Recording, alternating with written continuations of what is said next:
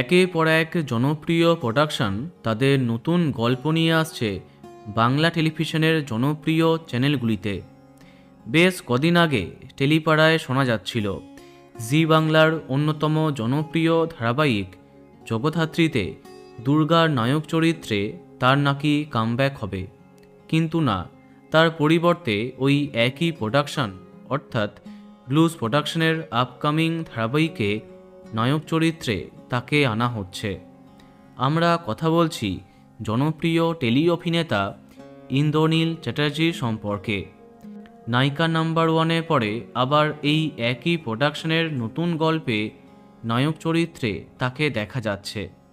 আসছে নতুন গল্প শোলক শাড়ি, যেখানে দেখা যাবে দুই বোনের গল্প যাদের হাতের শাড়ি বিক্রি করে একজন পুরস্কার খ্যাতি পাচ্ছে, অথচ তাদের ভাগ্যে কিছুই নেই। কিন্তু তবু সেই ব্যবসায়ীর চাকরির প্রস্তাব সে নাকচ করে। সান বাংলার এই আপকামিং ধারাবাহিকের গল্প কিছুটা জীবনসাথী ধারাবাহিকের মতো।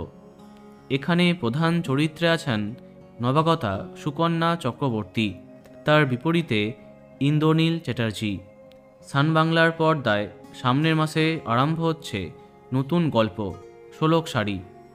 তো বন্ধুরা, এখন তোমার কি মন্তব্য কমেন্টে জানাতে পারো। আর এই রকমই আরও অনেক ভিডিও পেতে সাবস্ক্রাইব কারেন্ট বস। ধন্যবাদ।